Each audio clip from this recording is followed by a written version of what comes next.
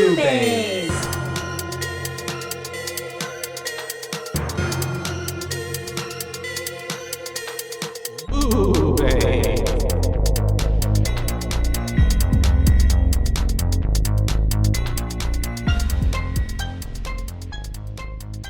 Buenos dias. Hola. Hi and welcome. And yeah, welcome to BooBaes. BooBaes. That's right. We're your host. I'm Caitlin. And I'm Joshua. And now how many languages do you know hello in? Konnichiwa. Konnichiwa. 안녕하세요. I don't know that one. Is that that's Korean? Korean. Okay. Yeah. Hallo. Hello. That's German. German. Okay. Guten Morgen. Good morning. I literally only know Spanish and in English. It's like for bonjour. Like good morning. Oh, okay. You know bonjour. Is that also good morning and for hello, right? I think it's hello. Okay. I don't know. I've never taken French. Bonsoir is like bye, and bonne nuit is good night. That's all I know. Good night. I only know un, deux, trois, and I know les poissons, which means fish. And everybody knows omelette de fromage. Omelette du fromage. Yeah, I do know that. Le poisson, le poisson. Hi hi hi ho ho ho. Hi hi hi ho ho ho. Today, you guys, we're going to be talking about In the Mouth of Madness. Our mouths just got pretty mad right then. They did. They were doing some wacky things. They did. Talking all the different languages. It's been a day. It has. We're going into madness ourselves. We are descending into chaos. This gave very Twin Peaks. That's the sequel. Have you ever seen Twin Peaks? I've seen pieces. Yes and no. Yes and no. But I'm familiar. I'm very familiar. Yeah. This movie gave Twin Peaks to me. Yeah, I can see that. And a few moments of it. Also very like Lovecraft. Yes. Like yeah. Novels. I mean, one of the first novel covers they showed, I was like, that's Cthulhu. And which I'm sure he took a lot. He took a lot of inspiration from. If anyone was going to have a magical world that, like, if any prolific author was going to have this happen, it would probably be H.P. Lovecraft. Yeah, exactly. Like in this twisted sense. Because otherwise, obviously, with there's like a the lot of creatures and then like the whole town setting type of vibe thing where it's like we're writing, but then it actually turns out to be a real place. And then there's a lot going on. There's a lot of concepts. There's a lot of theories. There's a lot of stuff out there. Directed by John Carpenter, which everybody knows from, Halloween. Our boy Michael. It follows essentially Sam Neill, our leading man. You'll know him from Jurassic Park, one of the best movies of all time. Yes. And he plays Trent. Plays Trent. Okay. For starters, we watched this movie on YouTube. So did I, for free. It is free. However, YouTube does not have subtitles. No. So it took me a really long time to figure out Trent's name because at one point I thought they were calling him John. And then I don't know where I got that from. Yeah. But this just goes to show how much subtitles help. They do. Need that. And especially when like there are things that you don't see on screen, but they're happening still. The subtitles will say that. And it's good for us in taking notes because I'm like, we're picking up on every detail. Exactly. But yeah. I had to pause a lot and like rewind and do that. So like hear what was going on. Yeah, it's apparently John Carpenter has like, I guess what fans call a trio of apocalypse films that he's made, and this being one of them, being the final one actually, and it was preceded by Prince of Darkness and The Thing. Interesting. Which I don't know how The Thing. I'll have to relook into where I read it at, but I guess The Thing is very apocalyptic because essentially it's an alien creature that is now they're trying to prevent from getting to the rest of the world, and creating chaos. Is there a new? No. Is there a new what? Oh, Carnival Row gets Lovecraft. Okay, I think it is based off of Lovecraft. Okay. Yeah. Sorry, it had a clip and I was like, that is not the movie I watched. And then for half a second, I panicked and was like, oh, fuck, did I watch the wrong movie? Oh, that was scary. That's a scary thought. No, you watched the right movie. Okay. Phew. Good. Okay. Great. We're back. We're back on board. Well, anyways, the intro's so 90s. Yeah, very much so. And the music is that guitar song, banging song. It's like Metallica. By John Carpenter. Yeah. Yeah. It gave Metallica. Yeah. It's of the times, I would assume. So John Carpenter, he does that. He created the iconic intro for Halloween, even though it sounds remarkably similar to the Exorcist little ditty as well. Yeah, it was, wasn't it? What was that? The tolling of the bells or something like that. Yeah. But yeah, very of the times. We start with that, and then it's getting credits over it. It's essentially like a printing press. Yeah. And we're seeing they're creating these books by an author named Sutter Kane. Sutter Kane. What a name. Yeah, so that sounds like a name that sells books. It does. Yeah, it really does. You definitely have seen, Have you read Sutter Kane? I have. Yeah. Have you read Sutter Kane? And I see. Whenever you're going through the old used bookstore that has a cat and stuff, and you're nice and cozy, and then they've got that all the sci-fi or even the love books and stuff, the smutty ones with the prints with the bulging chest and stuff, and how it has their names real big at the bottom. And that would be on there. Sutter Kane. I can see it. Totally. And then I just in my notes I have an ambulance. We got an ambulance coming by. And that's right, because it's got our lead character in it, Mr. Trent. Yep, they're bringing Trent to a psychiatric hospital. Exactly. Bringing him in, and he's got his stray jacket, and he does seem a little crazy. He's fighting them bringing him in, of course. And we have I feel like any person would when you've been restrained in such a way. Sure. Yeah. And even the crazier, the more fight in them, I believe, too. Yeah. Yeah. I'd be fighting pretty hard if I was not crazy, though, too. I'd be like, get me the fuck out of this. But you can't break out of it, can you? No. So doesn't that make you look even more crazy if you're being like, yeah. You got to stay calm. Let me out. And I'm breathe, stuck in your pocket. And then talk about it. Yeah. I haven't been to therapy in a long time. After you slit their throats. Yeah. There you go. And then it's real easy, because then there's no. Then they're dead. There's no talkbacks. And so he's obviously fighting it. It's Sam Neill, because you don't really tell. You can't tell at first, but then it's shows his face finally when he lifts his head up, and he's telling them that he's not crazy. But they do end up putting him in a little lock in a little cell. And as he's saying, he's not insane, we have all the rest of the people in the same, what are those called? Jail cell areas. All of their rooms. They're padded cells. Yeah. Yeah. I would say they're cells. What's a corridor? Yeah. The corridor of people that are in there are all reciting. It's a chorus of I'm not insane. I'm not either. And the third one down, the last one was John Carpenter himself. Oh, nice. That's cool. Yeah. I love how he yells, I'm sorry about the balls. That was funny. Yeah. And we have the guy who was, did you get a name of the doctor guy with the crazy hair? No, crazy hair doctor guy, who also seemed like he was touching patients, or doing some weird shit behind the scenes.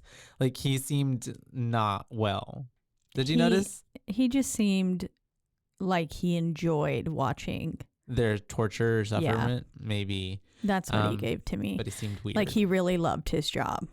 Which is a weird job to love. Yes. And in an unhealthy amount, he loved his job. It's good to be passionate about psychiatry and wanting to help people, but he seemed like he got enjoyment from watching these people suffer. And he turns up the music to avoid hearing them screaming and stuff. And it's the Carpenters, and Sam Neill is not the Carpenters, which is funny because it's a movie directed by John Carpenter. And then the lights dim, and he is having what is like a fever dream. Yes. Or a hallucination, I guess. Yeah. I'd say hallucination. Mm-hmm. And this part was this had to be probably the creepiest part in the whole movie, in my opinion, was this little scrawny, sickly hand coming and knocking on his window. Dot, dot, dot. Yeah. It looked so creepy from behind him. Like, so he didn't even like see it, but I was like, ugh. But he hears the knock, and then that's when we get like the shadow figure. Yeah, like that's behind him. Popping up behind him. And then he's like, oh, well, this is a sorry way to end it or something like that. And they're this is not the end. You haven't read it yet. And then we get like flashes of light and thunder. And then obviously like the hand breaks through the window. Yeah. And at this point, had he already? No, he hadn't. No, my bad. He'd not colored his cell yet.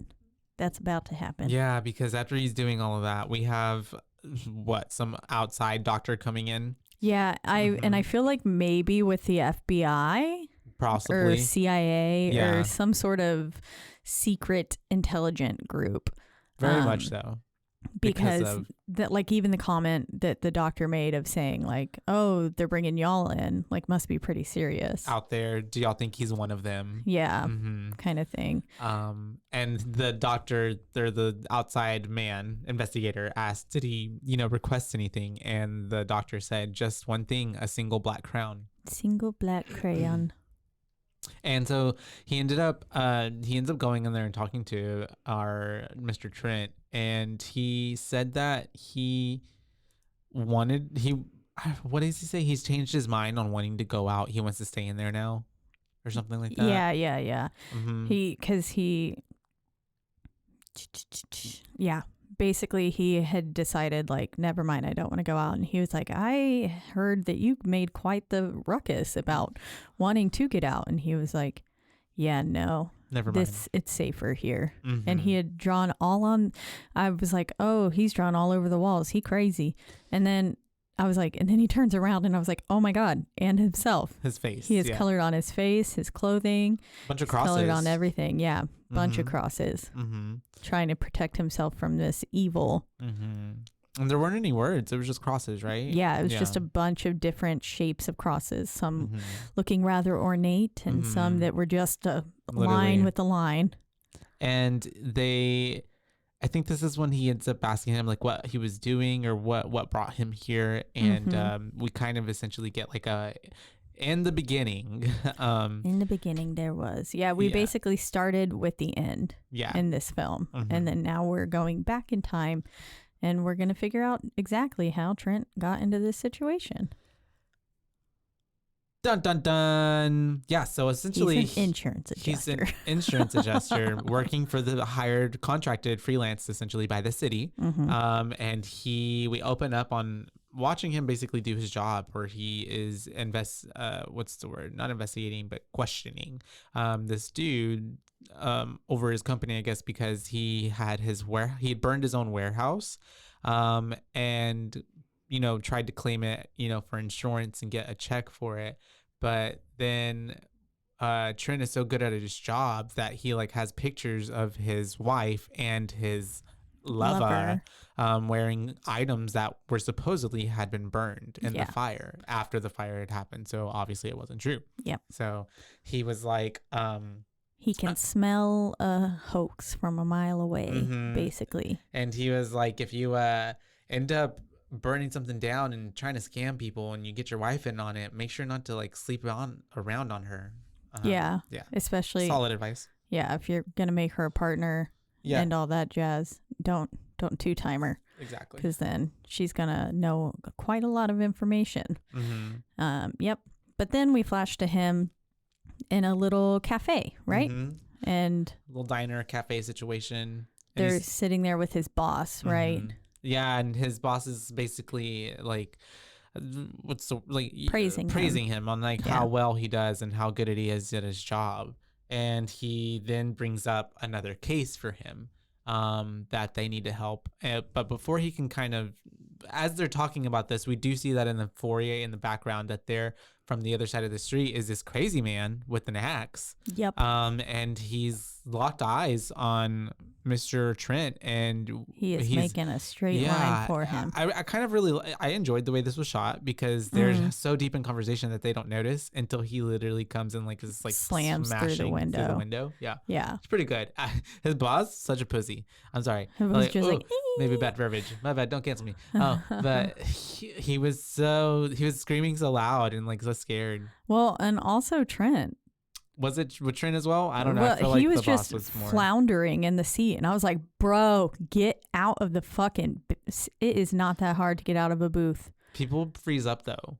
Well, it was like he was trying, but he was just like not actually doing anything. And I was like, "Get your act together, Trent. Come on, you're gonna die." And so this dude, crazy as he may be, ends up coming to Trent, and he asks him, "Do you read Sutter Kane? Do you read?" And his eyes are like super deformed, not deformed, like but like blue. And like, did it look like it had two irises almost, right? Like two, they were merging almost like. It two almost eyes looked like merging. You know what? When a diamond, when you're looking at the bottom of it. And it's got like, all those different, it kind of looked like that to me. Like their eyeballs were almost like 3D. I see that. Is what it seemed like. Obviously not normal. No. And they're all like, whoa. And before he can get any more information or talk or they can exchange anything, the police come in and shoot down this man. Yep. With a lot of rounds. Way more than they needed, probably. And yeah, this movie, I mean, could also talk about police brutality. Oh yeah, because there's a few scenes. There's quite a few scenes where they go way overboard. Yeah, much past what they needed to do. And after all of this happens, we have him back home, and he's kind of listening to a news broadcasting over Sutter Kane, and basically.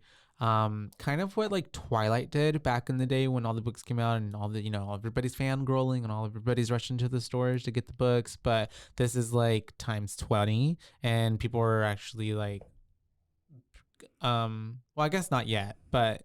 Well, no, they said rioting. Yeah. Riots were happening everywhere. Exactly. Yeah. Because they couldn't get, the books sold out, couldn't get their copy or something. Mm-hmm. And they just couldn't get their copies and stuff like that. / I think the pre-orders were full, like past what they had already ordered. I don't know, things like that. Yeah. And I think this is when we kind of give it like some kind of talk of like how like, when does religion meet books and books meet religion kind of, or like where's the line that gets drawn in between kind of thing. Yeah. Because people are taking it so like to heart and like actually letting it influence their actions to where they become violent. Crazy and stuff people. Like that. Yeah, they're getting a little too into the story. It's fiction, guys. It's fiction. Sometimes it is hard for me to separate. Yeah.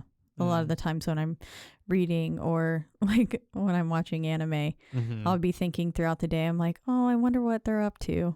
Aw. And then I'm like, they're real. No, they're not. Then I'm like, you're like depressed. Wait. Yeah. And then I'm like, God damn it. Yeah.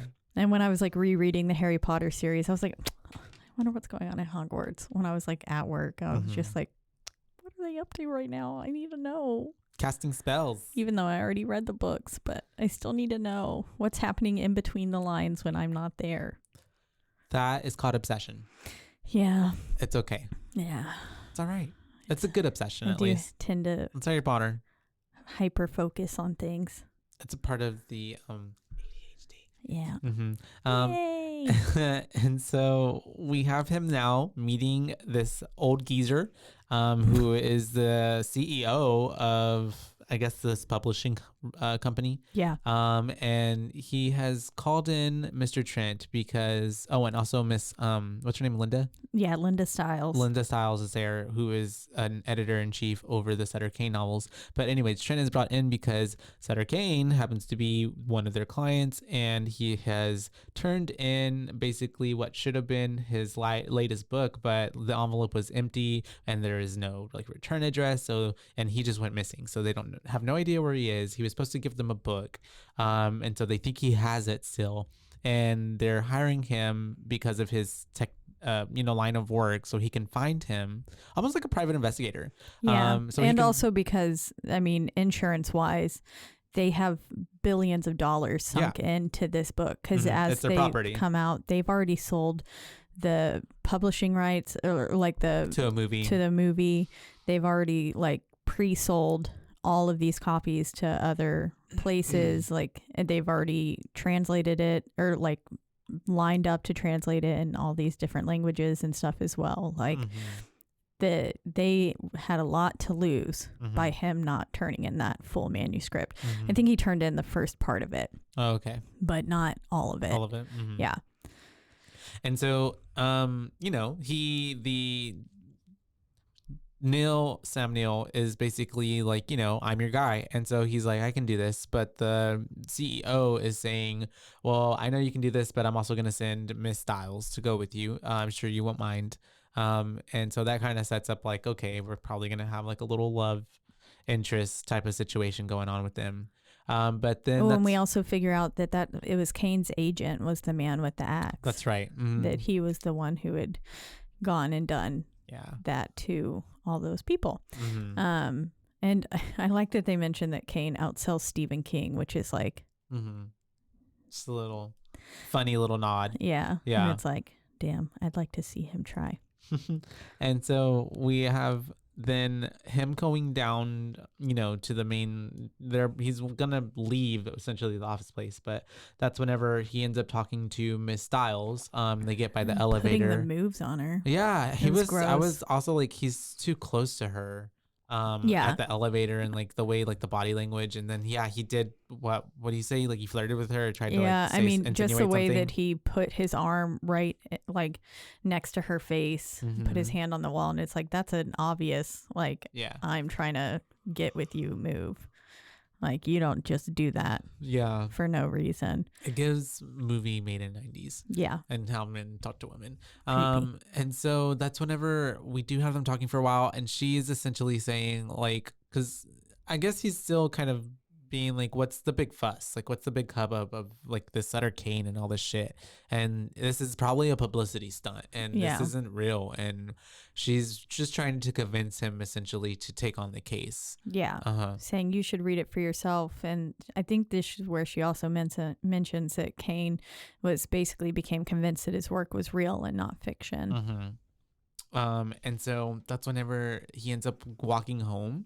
And it seems, I guess he has a bag of the books and stuff, but he's about to walk past an alley. But before he does, that's when we see him looking at these posters on the wall, and he pulls it back, right? Or it like starts peeling itself. Yeah, it was already like peeled. And he peels it back slightly, but then stops once he hears some ruckus happening around the corner. And whenever he rounds the corner, he sees, this is one of the instances of police brutality I was mentioning. He just sees this police officer going ham on this boy guy, Tagger, with a baton, just beating the shit out of him. And we see the can of spray paint on the floor, and we just see like ICA on the wall spray painted. So it's not like, we'll find out later that there's more going to be added to that, but it's basically ICA. But the cop ends up turning around and looking at Sam, I keep calling him Sam, Trent, and he tells him, well, as Trent walks away, what does he ask him, like, you want some next or something like that? You want some of this, you want to be next kind of thing. And I was like, he was just an onlooker, sir. But do you think that, that is also like the Sutter Kane effect, right? Yeah, the monster of what's happening and taking over. Although his face, I don't think was deformed yet. Just yet. Yeah. I also thought it could be like everything that led up to. Sorry. That's the thing. It's attacking. Everything that led up. Like Styles. Oh, that's so scary. Or yeah. There's so many things we could say. Or like the thing from Prometheus. Have you ever seen that? I've actually not. I know. Okay, it's more sci-fi than horror. But no, I just feel like all of this too leading up, because we're essentially the book that he's supposed to be going to retrieve is the book that's being written at the same time. Like, you know what I mean? Yeah. Time's like, all kind of all in one, everything at once kind of situation again. He's being written. So all of this is happening because of what Sutter wrote. And yeah, that's the first half of the book. And so that's why I thought like the reoccurring every time he would come to this alley, like it's not real, essentially. No, yeah. It's just in his mind. Yeah. Right? Probably. Okay, I don't know, but that was what I was one kind of aspect that I was getting. I like thinking that about. But he at this point, I don't know if you got it, but he's talking to someone on the phone. I don't know who. Oh, yeah. On his couch, and he's basically just talking about like the well, the book before he gets home, he stops at the bookstore. So before all that happens, but the police brutality thing happens, and then he stops at the bookstore. And this is where the rando man, like, because he walks in and all the shelves are destroyed but Sutter Kane's. And then the rando man says, like, he sees you. I can see, and he sees you. Yeah. I guess because he was on the phone for like a quick second before, because then I'm like, oh, he's on the phone again. Oh, yeah, because then when he's on the phone on the couch, he's talking to his boss. That's right. Okay. Yeah. And he dreams, then he's like reading through the books and stuff, but then he falls asleep and he's dreaming back to the incident with the graffiti artist. And he's written, this is where we see, I can see. Is that he's written. Yeah. But it ends up just being a dream. Yeah. Because he wakes up, and this happens... His dream was multiple intense. Times, yeah. Because then this is where the police officer turns around and he says he sees you. Yeah, because he's on the couch, and it's a dream within a dream within a dream. And we're watching a man get destroyed by an axe, and a woman like eating his flesh, and stuff like that. And then that's when he wakes up, and then the cop's next to him looking real gross, real busted. Yeah, looking like you soaked him in a tub of water for a few too many days. Face was just bloated. And I have ink fingers for some reason. Someone had ink fingers. Oh yeah, whenever I think that's next. My bad. But as is after he once wakes he up actually wakes up, because obviously the cop wasn't actually next to him, but it was a dream within a dream. So he woke up for real on his couch after the scare with the cop. Yeah. And I think there's ink all over his fingers because whenever he like rubbed the page on the book or something to like close it, it was covered in ink. Yeah. And I think this is the point when he starts getting the idea of the title page covers of all the books. Yeah. And he starts to rip them up because he sees that there's like outlines on each of them, and he cuts all the pieces, and it's like a puzzle. Makes a little puzzle coming together, and it makes a map, which happens to be in the shape of New Hampshire. Yep. And he basically lines it up, and he says like this little dot here where it like intersects with this line would be Hobbs End. And they're like, yeah, but that's not a real place, because he goes back to the publishing companies and explaining it to Linda and the CEO, saying that I think this is where he is this location. He was mapping us. That's why he wanted to do all the cover art himself, is because he was building this map, making this world. That's right. And through those little red strings that were on each cover. And now he's telling us exactly where he is. Exactly. And the boss says, okay, go. But this is when he says, I'm going to send Miss Styles with you. Yeah. And so we get them, they're in the car, they're traveling. It's nighttime already. And thank God we don't have to read maps anymore. Yeah, for real. He was waving that thing around, and I was like, damn, I remember those days. I wouldn't be able to read a map. I'll tell you right now. I can't even read the navigational system as it's telling me where to go. It's giving you the exact direction. Literally, and I still mess it up. But we have, I guess at this point, he's driving first, and they're having conversation, and they're essentially just this is just kind of building their connection. Yeah. And so the next thing I have is that like she ends up taking over driving, because they take turns. Yeah. Because I like such a far ride. With that conversation they were having, I like that she says, what scares me about Kane's work is what might happen if reality shares Kane's point of view. Oh yeah. I thought that was a good line that really basically just sums up the whole movie. Yeah. I was like, okay, roll credits. That's her fear, and that's the movie. And then he was saying like, oh, like I would basically go insane. She was like, yeah, you'd have to be locked up or something. And he was like, that would never happen to me. And I was like, LOL, that's exactly going to happen to you. It's very ironic. Yeah. Yeah. The irony is real. And so and then they switch places, and she's driving, and he ends up falling asleep. But as she's driving, she ends up seeing this young kid riding a bike, and he's got these two like little Joker cards in his spokes.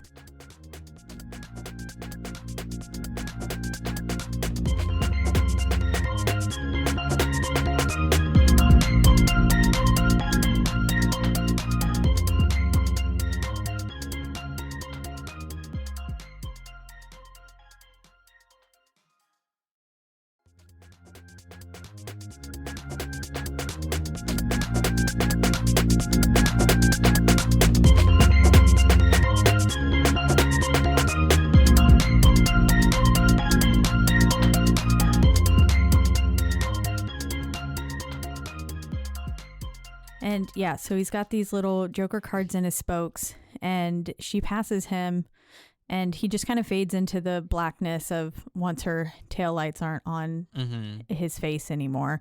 And of course, he's riding down the center stripe too. Yeah. So like very dangerous. The very wrong spot to be riding your bike in the dark. But then not long after, she passes this old man.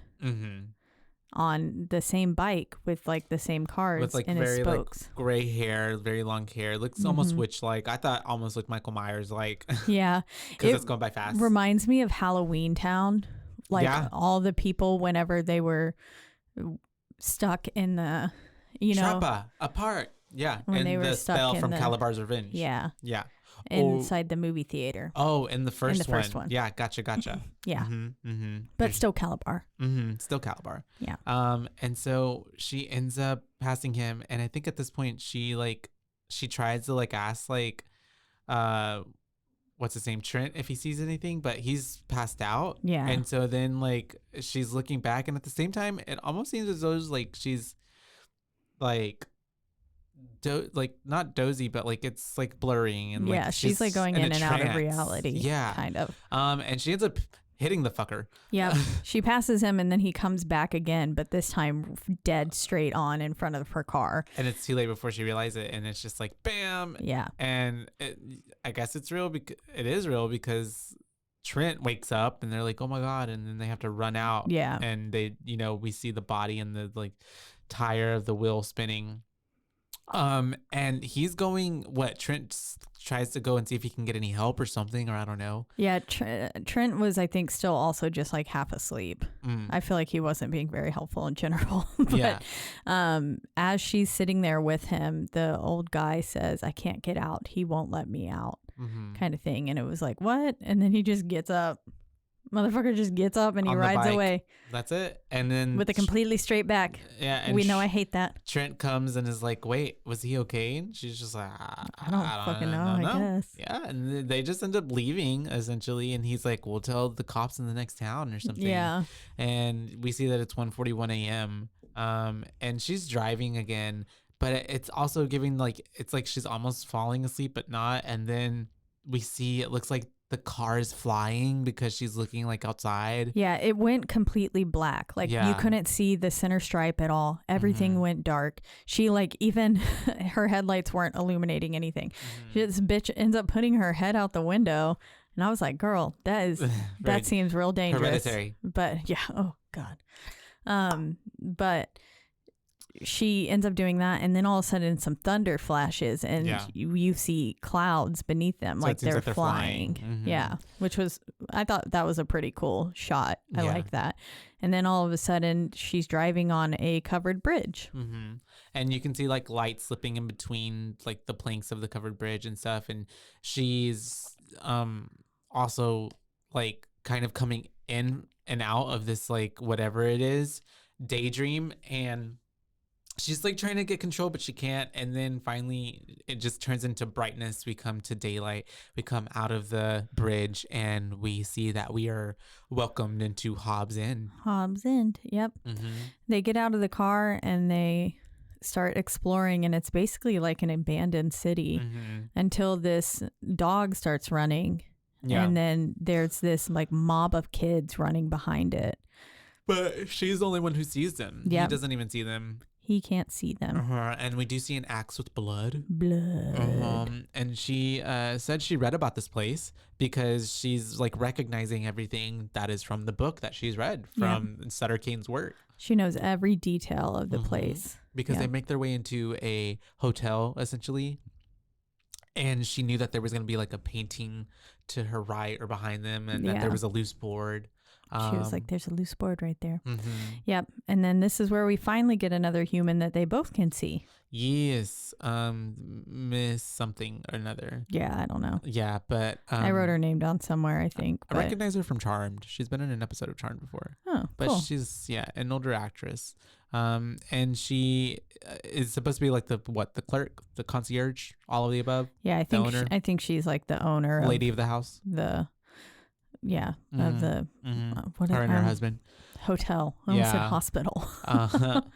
And this is whenever Trent, I think, is just talking to her, and he's asking her questions, I guess. Asking all them questions. And she's not really being too weird at this point, I don't think. It's just playing it very like normal. Because he was like, oh, we just had to stop into your very famous city. And she was like, famous? Right. And he was like, I bet you get lots of business around here. And she was like, nobody ever really comes around here anymore, kind of thing. That's right. And he tells her about Sutter Kane, and she's like, I've never heard of him. Yeah. Okay. Never heard of that. She is acting weird. My bad.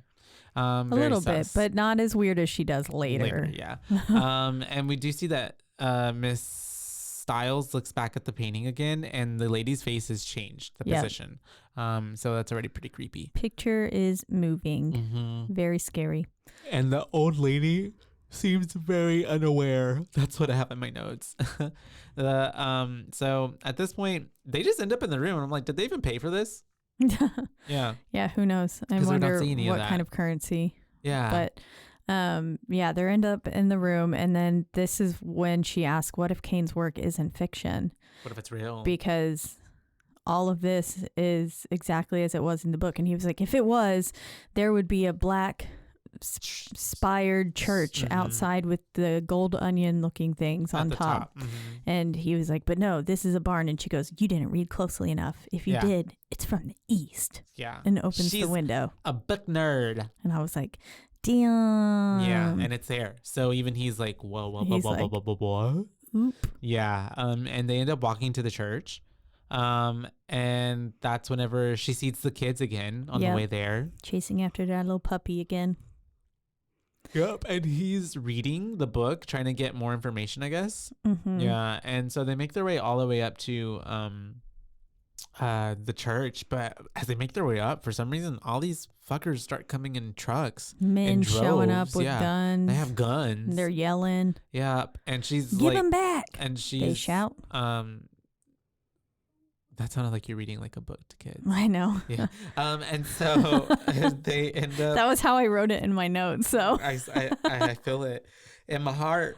And so they end up. She's like, let's get out of here. They've got guns. We got to go. And he's like, I want to stay for this. And so they are yelling what you said. Give them back. And we see that the church doors open up.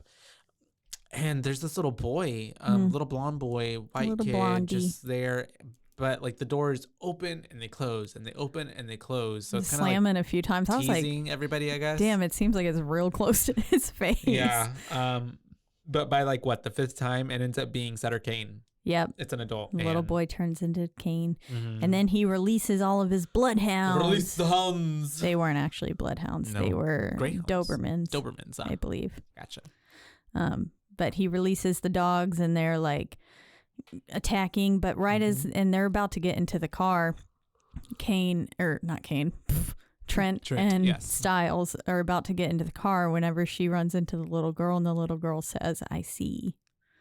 Yeah. And then they're like, they get back to the hotel, right? Yeah, because at this point they get back, and Trent is pissed off because he's like, this whole thing was staged. I see now what you're doing. This is a hoax. And Miss Stiles comes clean because she's like, you know what? That's half true, because half of a stunt. Half of it was a stunt, but Sutter Kane did go missing. Because we sent him away, but he never showed up to where he was supposed to go. So, yeah. And so now that we did find him, we weren't supposed to find anything. So this is weird. This is weird that we found stuff. And it's all, she's saying this is all happening for real. That the evil is taking over. Oh, wait, this is when. Wait. What? Oh, yeah. She says an evil is taking over and it's starting with the children. Exactly. Basically. Sorry, I thought maybe that he was in the bar at this point. No, you're good, because that's when they're still talking about it, and they're saying that they need to read the new book. Yeah. And all this, and they need to get the new book. And she starts like kissing all over him because I guess she's trying to convince him to help her. Yeah, that was what I thought. And I guess they just needed. Like at one point at the end when she was like, Kane's writing, like he's writing, making me want to kiss you or something because it's good for the book. I guess, right? And so he's trying to leave, I guess, still even more so. And he does end up walking out. He takes his bag. He's like, come with me. But she's like, no. And so he leaves. And so he gets downstairs and he's smoking. And the old lady's like, no smoking, please. And so she's talking to him and he's like, I guess he's talking to her. I don't remember. This is where she starts saying weird things, like, and just being like, oh, you know, my friend Styles said that you painted that picture. And she was like, what? She was like, hell no. Yeah, she was like, hell no, I want nothing to do with that. But she just starts acting really odd and bizarre because she's got her fucking husband chained to her goddamn ankle. Shackled. Naked. Literally. And he's just like literally thumping around trying to like get, and he's like 98 or something because he can barely, maybe he looks fragile. He does. He's trying to make noise and she's like kicking him to stay quiet. She's like, shush you. And while that's happening, we see Styles run off without him in the background. And he sees her, so she's like, let me go after her. And at this point, he did, I think, even notice that the picture moved a little bit. And so it was different from what he saw earlier. And that's whenever we saw someone. Styles goes to the church. That's right. Styles does go to church, and he follows after her. Yeah.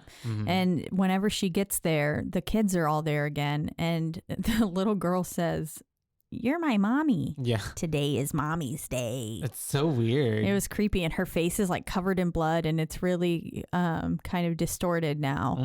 And you can see the dog, I think, had 3 legs. I think they ate one of the dog's legs. I could see that. Sure. I'm pretty sure that's what happened. Or they just took it for fun. Yeah. Yeah. And a lot of the kids had there was blood on them as if they'd been eating something. And after the whole it's mommy's day spiel, we do have, we get to read on the door of the church, anyone who enter this place shall be damned. Anyone who dare enter this unholy site be damned forever. I love how she's just like, okay, just walks in. Cool. Yeah. Sounds good. Goes in and we have her going in. She gets into the church and she ends up finding like a secret room. Yeah. And there's upside down crosses in the church too, which is ooh, that's the opposite of what the church should look like. And so I think she like can't get in there at first, but then like the door opens up again, or I don't know. Yeah, she opens it up first and there's basically nothing in the room. That's right. And then she's walking off. She gets like 3 paces away from it and then she hears click, clack, click, clack, click, clack, like little typewriter keys. She opens up the door again and it's a different room. Yep. A whole different room that's like floor to ceiling, black and red, almost like tendony. It reminded me kind of like of a room from Little Nicky, the hell kind of situation. Yeah. Yeah. But it's Sutter Kane. It's Sutter Kane. He's in there typing away. Yep. He's writing the end of the book. And then he tells her, you can edit this one from the inside looking out. Yeah. You can be there was that thing that even like story. Tried to scare her as well before she walked in, I think. Oh yeah. That was a jump scare. But yeah, exactly, that she can edit it from the inside out because she's in it. Yep. And so I think that's, he's telling her as well, for years he's been trying to write this book. And essentially everything that he had written up until this point, he had written because what behind the bloody doors had been telling him what to write. Yeah. They were telling me what to write and they're giving me the power to make it all real. And now it is. Yep. And he says, look at the new Bible, the instrument of change. Yeah. God. And he grabs her and just shows her the book by essentially like bending her over bending her over it, and it turns like flashes wide over her, and then all of a sudden we just see that like, you know, her eyes start bleeding when she comes back up from it. Yeah, and we get little flashes of like what's to come, with the little kind of like earlier tentacles under the doorway that's gonna happen. She stuff sees like creatures that. and stuff, and then then we see that he has a creature on his back. Yeah, it's almost just like he says it helps you see. It reminded me of Harry Potter. Exactly. Yeah, that's what I was thinking. Stone. Professor Lord Trench. No, that's Professor Quibble. No, it's not, it'll come to us. I think it is Quibble. Professor or Quibble. Quill. No. Well, it'll come to us. I don't know. Yeah. Anyways, you know the one who's got Voldemort on the back of his head. Ah. Yeah. And so what happens next? Are you gonna look it up? Yeah. That's okay, good. At this point, I put Linda gets around because she starts like almost Professor Quirrell. Yeah. She almost starts like making out with him too. Yeah. And I was like, ew. Kind of gross. And then this is where she basically pops back into the hotel room and she's in hysterics and she's yelling, I'm losing me. I'm losing sight of what makes me me and stuff, basically. Yeah. And then starts she ends up passing out, right? Yeah. Going Pickman. Pickman is the name of the lady at the hotel. Gotcha.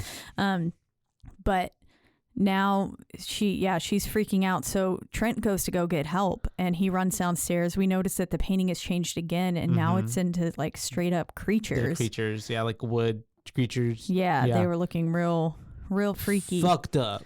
And he gets back up to the room and Styles is as well. Styles is also turned into a creature. Yeah, because before at that point, the old lady turned into that, right? Oh yes, sorry, I skipped that line. I was about to say, Miss Pickman was cutting up her husband in the basement, and she was like a tentacle monster, and she's a creature. It kind of reminded me of the monsters or the creatures, aliens from The Faculty. Yes. And so we have her. I liked that movie. It was pretty good. He goes upstairs, and that's whenever he sees tentacles and stuff from under the door, and like the silhouetted, which was the same tentacles that we saw earlier in her little visions. Yeah. And so she comes out of the restroom because everything's from Trent's point of view, and he's already like, now, don't trust her. And what she tries to, she I don't even remember. She throws herself on him or something. Something like that. And then But she turns into a creature immediately and starts attacking him. Yeah, my next note is kids surrounding Styles chanting, "You are a dead girl." And so basically I think they're in the town center now. Yeah. Because he's gotten out. He saw that one like creature of the lagoon looking thing in the like garden area. He's out on the road. And then that's whenever all the townspeople are out there rioting. Yeah. And that's where they're chanting, "You are a dead girl." And then this weird person runs up and yells, "Fuck you." Yeah. And then runs into the circle as well. That part made me laugh. And that's whenever at this point we have this other dude coming and killing himself. Yeah, so Trent goes into the bar that was down there, which he had already previously been in. Yes. At one point. And the guy that was in there and was basically telling him to leave. He was like, "You're not like us yet. Like, you can leave." He's saying, "I can't remember what came first, us or the book." And this is where Trent is basically saying like, this isn't real. And he was like, reality is not what it used to be. And then that's when he shoots himself in the head. Trigger warning. Sorry, too late after I said it. And he says it because he says, "I have to do this because it's the way he wrote it. He wrote it that way." Yep. And then this is where we get to the big trying to escape scene. So afterwards he, almost retches as he comes out, as I imagine most people would after seeing that. And he comes to Linda and Linda's like trying to attack him, but he ends up like punching her out. Yep. And gets her into the car and then trying to find the keys. And all of a sudden she's awake again and she's like, "These keys?" Literally. Basically. Yeah. And then she goes, she eats them. She eats the keys.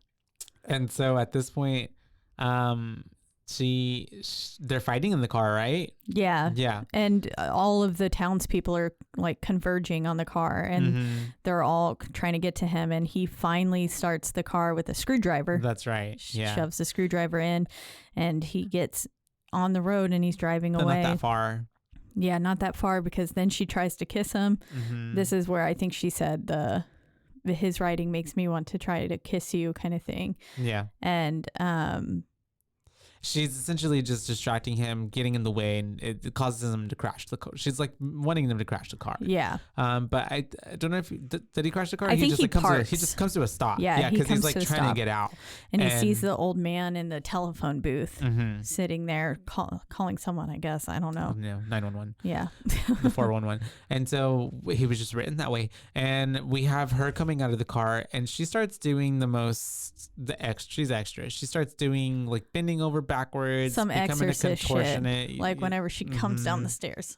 Yeah, she's crab walking. She's crab walking, but with her head turned around, looking up. Yeah, it's all this stuff, and he's just kind of watching her and freaking out. And it was actually really cool. Yeah, it seemed more like taunting, Yeah, she was just like, "Look what I can do." And so he ends up getting past her, and leaving her, and that's whenever he gets back in the car. That's right, because she's out of it, and so he leaves. But every time that he's like trying to like leave the town, he ends up getting turned back around, and we just hear her like little giggle, happening. Yeah, over her head, and it turns him around 2 times, and then finally it turns him around, and he's like, "All right, I guess I got to face this," which is essentially the riot, the crowd. In the middle and of the one town. of the times before, whenever he was trying to drive away before he got sent back, he passed Styles on the bike, riding the bike like this. With the old person, and I was like, ew. The old man boy is what I called him. A boyfriend. And then at this point I was like, boy, just run them over. And then finally I was like, okay, there we go, good. But when he fucking tries to do it, fucking Linda is there, and so he tries to avoid her even though she's been trying to kill him. I know, I was like, just run her over. But he crashes the car. Yeah. Yep, crashes the car, and then ends up in a confessional. In a confession box. He was there. Yeah, he's in there, and he sure wants a cigarette now. And he ends up talking to Sutter Kane, who is on the other side of the confession box. And Sutter says, "Do you want to know the problem with places like this, with religion in general? Is they seek discipline through fear." Yep, it's never known how to convey the anatomy of horror. Religion seeks discipline through fear. It doesn't understand the true nature of creation. No one's ever believed it enough to make it real. The same cannot be said of my work. Yeah. So he's basically really God. Full of himself. Yeah. He says more people believe in my work than the Bible. Yep. Yeah.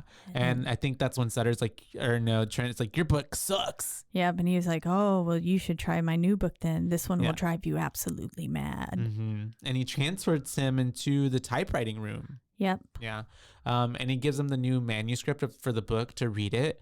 Because he says the more people who believe, the faster the journey. Yeah, and he wants him to take the manuscript back to the world for everyone else.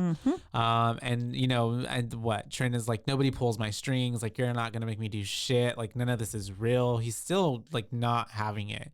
But he is essentially in the new book, like, in this book, because it's Into the Mouth of Madness. Yeah. And he was like, you are what I write. You weren't here before I wrote you. Yeah. Basically. And he was like, do you think that was purely coincidence? My agent attacked you on purpose to stop the change.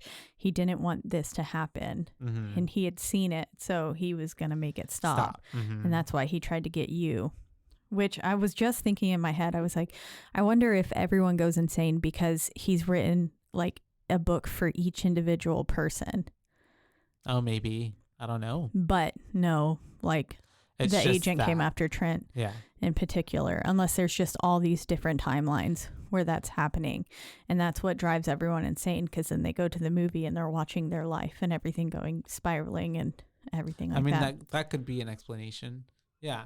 I feel like there are probably multiple ways you can look at it. And I mean, if he's God, then basically omnipresent, he could do that. All of them are real. Yeah. And so he is telling Trent that his world lies beyond the passageway that opens up behind him, which is basically like a long tunnel. And he ends up he tells him that he can't hold back the creatures for long, so he needs to start going. And at this point, that's whenever like a tear.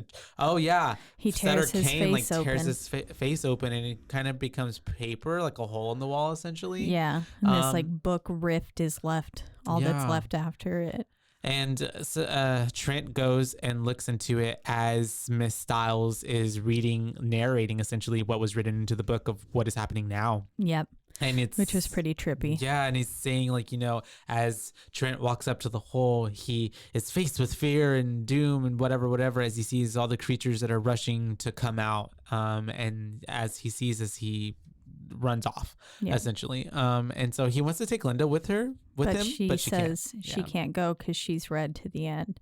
So she's not allowed to. Yeah. And so he's running from the monsters, and of course this motherfucker trips. Yeah. I was like, come on, boy, get up. I was like, and they're so close to him. I know. It gave very much like Hellraiser in that tunnel with that monster that we saw. Like, I know, that was exactly what I thought. Yeah. I was like, this is giving that worm monster thing. But when he trips just in time, he's like zapped back into the real world, basically. Yep. And of course he stands up and he's like, I don't want this fucking book. No. And he drops it and leaves it. And we get that little boy who is riding a bike, and he's delivering one of the newspapers, like the boy would do back in the day, Paperboy. And that's whenever, I remember that game on Nintendo 64, Paperboy. And so anyways, we have him asking the young man where the interstate is, and he points him, straight ahead. And I think he also asked him another question before he says, have you ever heard of Hobbs End? Oh yeah, and the right. Kid's like, no, never heard of it. That's right. And then that's whenever he ends up getting to a motel. But as he's there, what? In December drinking horchata? In December drinking horchata. Yes. When he's in the motel lobby, my peacock chair is there. Oh, really? Yep. I didn't, yeah. The same chair that was like in Ganja and Hess, but those ones were much more ornate, I believe. But it looked this just one, like yours? Yeah, it looked identical to the, that's the cool. same Maybe body it's type. Twin. Maybe. Well, I have the twin to it upstairs. Oh, maybe these were in the movie. You don't even know. Maybe. You don't even know. They could have been from then. Literally. Just like my little clown from House of a Thousand Corpses. Maybe that was the original. Was in the movie too. And so we have him doing stuff at the motel, but then he goes to use a phone or something like that, right? Yeah. And that's whenever the dude who is the concierge at the motel says like, hey, you have a package, right? Yep. And then the book, it's the book. Yeah. And he's like, who the fuck sent this? And he's like, tries to get all up in their face, and the other dude comes out, I guess, who is much bigger than this guy, and is like, I was here and I didn't see anybody. Yeah. It was just I'm the one who brought it here. Yeah. And he ends up burning the pages of the book in the sink, which was like really unsafe. Weird. And he ends up I was like, that he's on a bus and he's trying to leave or get back to his home. I don't know. Yeah. But he ends up falling asleep, and he wakes up, and Sutter Kane is next to him instead of the little old lady who was talking his ear off beforehand. And Kane's just basically fucking with his mind now, and he's like, did I ever tell you my favorite color is blue? And then he was like, just look around when you wake up. And we get another dream inside a dream situation again, basically, because he wakes up and everybody's blue. Everything's blue. Yeah, all the color, like their clothes and stuff, and in their like blue. hair. Their hair, yeah, everything. It's so dumb. But he ends up like waking up in a scream, and like the people on the bus are like, "It's okay, you're awake now. Like, don't worry." And then that's whenever we have, I think, he ends up getting back to the boss, the CEO, right? Yeah. He basically he was like complaining about Hobbs End to this lady, but then he goes and we're back at the publishers. Yeah. And the publisher's like, bro, what are you talking about? Yeah. We sent you off alone. There's no Styles. Linda Styles never worked here. Yeah. And he was like, and Trent says, oh, well, that's an easy fix. He wrote her out. Kind of thing, which was like, okay, Trent. So yeah, he's lost his marbles at this point. You're believing everything. Even the CEO guy is like, "Are you okay? Like, you're off. Like, what's going on with you?" And he says, like, you delivered the manuscript months ago. The movie comes out next month. Yeah. Like, what? It's like the movie's already been on the shelves for a few weeks now. Yeah. Or the book, my bad. like 7 weeks the book has been on the top seller list or something. Like it's in the people's hands at this point. There's no turning back. And so he's like, what the fuck? And so he leaves and he ends up like seeing the pandemonium, and he goes to the bookstore and sees it, and this dude comes out and he's like, looks crazy, and he's like, obviously bought the book. And Trent asked him if he reads Sutter Kane or something like that. Something like that, yeah. And he ends up killing him. Just like what the publisher or the agent did. And this guy had the same eyeballs as the agent did. Yeah. It was those weird crystal clear blue eyes and stuff like that. And then this is where we end up back basically. Oh, and all while you're hearing this like newscast of global epidemic of paranoid schizophrenia, basically. Yeah. Is what's going on. And then that's when we end back with that other dude who asked him, well, how did you get here? Yeah. Which I don't remember his name. I don't either, but and even Trent is like that, and I know why you're here because of all that happening, and he's like, I know what's happening out there. Yeah. In the outside world, and he's telling him like essentially, the human race will be a myth in less than 10 years to their children. Every species can smell its own extinction. Yeah. Human race will be a bedtime story for their children, a myth, nothing more. Yeah. I like that line. And he's like, Sutter Kane is causing the epidemic. Yep. And I think he's asking him, do you read Sutter Kane? And the guy was like, no. And then he was like, so how is this supposed to take over for all the people? Like, what about the people who don't read books? And he was like, there's a movie. Yeah. And then it pretty much just ends. That's the ending. Yeah. Well, basically the doors to his cell gets like ripped off or opened. Oh, that's right. My bad. There's like lightning everywhere and shadows yelling, and some sort of like torment or something is happening outside of the place. And he's able to just walk the fuck out. Yeah.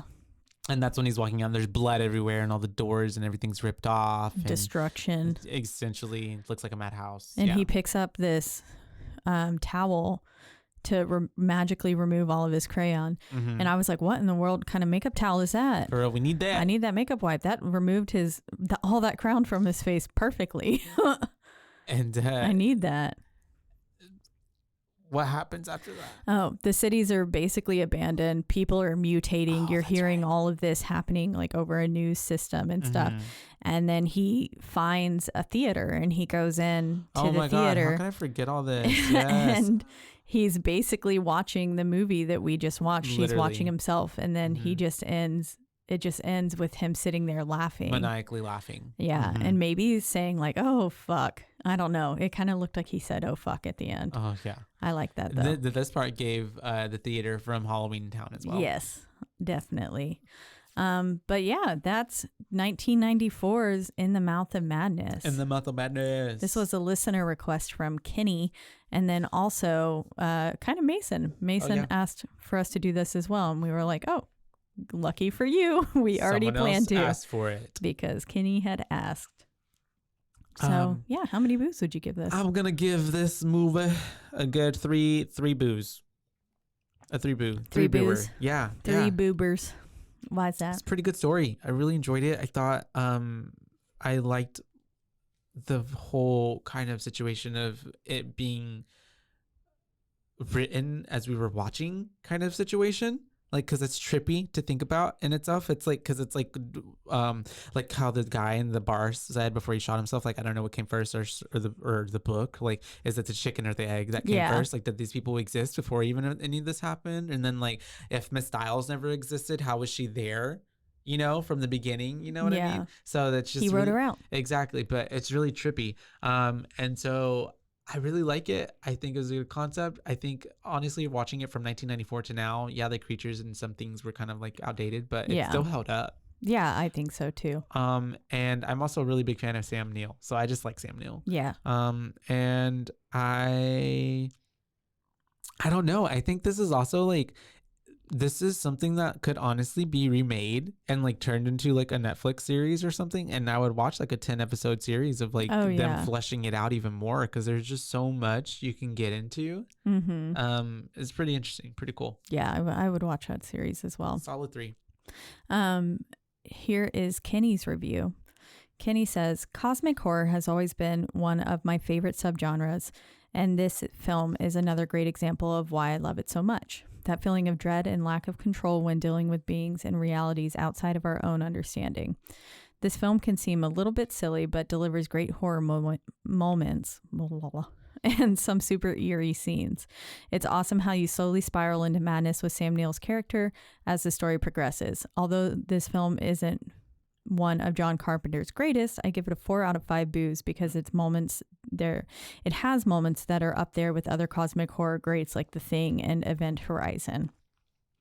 So 4 out of 5 from Kenny. Awesome. Thank you, Kenny, for your input. Yeah, I agree with him too. And thank you for introducing me to a new cosmic horror. Cosmic horror. Yeah. I didn't think about it as that like subgenre, but like I love that name for it.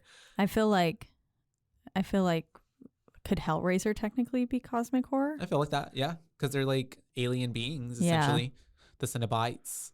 But Caitlin, we'd love to hear from you. I think I would also give it 3 boos. 3 boos was about where I was sitting as well. I did really enjoy the film. It was easy, super easy, hour and a half to get through. Yeah. I just wish it had subtitles, which it does if I was to have purchased it. Exactly. But it was super easy to get through otherwise. And I really, I enjoyed the storyline overall. I thought it was a really unique concept. And I liked the spiraling into the madness as well with Trent, that it made me feel like a little bit like, okay, what is going on? What is real? I don't know at this point. I couldn't tell if like Linda was real or what towards the end. And I really like that. I like being kind of duped in that sense. Yeah, I think I'd give it a solid 3 boos. I have some fun facts. Fun fact me. Hob is an old word which was used to refer to the devil. Oh, really? Yep. I didn't know that. Hob's End, Devil's End. Okay, I get it. Yeah. And in the film, the works of Sutter Kane are occasionally quoted. Most, if not all of these quotes are actually taken directly from several H.P. Lovecraft short stories. Oh, okay. Yep. With some adaptations to fit them into the film story. Most notably in the scene where Styles reads to Trent as he gazes into the abyss, her speech lifts much of its description, including such elements as the illimitable gulf of the unknown, from the last few paragraphs of Lovecraft's The Rats in the Walls. In an earlier scene as well, Trent reads a line verbatim from Lovecraft's The Haunter in the Dark, in reference to the Black Church being the seat of an evil older than mankind and wider than the known universe. It gives very the Church of the Rock from the Redeemer from the End of Tallgrass. Yeah. Sorry, Hayden Christensen's feature film debut. He's the paper boy. Oh, really? They met Trent by the road. Oh, that's funny. That was why I made that face, because I was like, what? Oh, this is cool. The car keys that Styles swallows were made out of pasta. Oh, really? How? So she actually swallowed that. That's cool. so neat. How are they made out of pasta? I have no idea. That's really cool. Anyways, that's those are some fun facts. Fun facts. I like that though. On In the Mouth of Madness. I want to eat pasta keys. Pasta keys. I want to eat things that look like other things. That's cool. But are actually yummy. Like, have you watched that? Have you watched that show on Netflix called like Is It Cake? I know what you're talking about, but I haven't seen it. But I've seen like videos of like stuff like that online. Yeah. Where like, is it cake? Is it not? Andrew and I turned it on one day, and we like obsessed. Ended up spiraling and just watching. How many seasons? I think there were multiple. We only watched like probably 4 episodes because we had to go somewhere. But I was like trying to get ready. I was like curling my hair, but I would come out of the bathroom and like, is it cake? Watch the TV, and I'm like, who won? Who won? I need to know. That's funny. Is it cake? I'll look into it. Maybe I'll watch it tonight. It was cute. As always, though, we are in the lovely Rogue Media Network studio. That's right. They take great care of us. Sure do. You can listen to us or any of the other amazing podcasts on Rogue Media Network at RogueMediaNetwork.com. That's right. That sounded really bad. Sorry. RogueMediaNetwork.com. There we go. And if you don't want to listen there, you can also listen on a slew of podcasting platforms, the biggest two being Spotify and also Apple. But wherever you do listen, don't forget to rate, review, like, and subscribe. That's right, because that is the only way we can get ahead in this world. Please like us. Like us. Like us. Love us. Please. Please just like us. Because it's written that way. It is written that way. Sutter Kane wrote it, so it shall be. Written for you to like us. If you want to let us know your listener request, or if you've seen In the Mouth of Madness and you want to reach out to us and let us know your thoughts on it, you can do so on our one social media platform, and that is Instagram at BooBaes Podcast, and that's BOOBAES, because we're your BooBaes, not your BooBabes. That's right. But yeah. Just a reminder, we're doing a month of Netflix. This one was not on Netflix, but it is on YouTube, which is even more accessible than Netflix. Yes. So the next film that we'll be covering is, we can do either. Lights Out. Lights Out. Okay. Lights Out. Wait, what was the other one? His House? His House. We can do Lights I want Out. to finish with Lights Out. Okay. So we'll do His House. The next film we'll be covering is His House, and then after that it'll be Lights Out. Lights Out. So because that sounds more fitting to like end with Lights Out, because it's like Lights Out. Lights Out on this Netflix series. I like it. Yeah. So if you want to watch those films along with us, please do so. And until next time, you guys. Bye, babe. Bye, bays.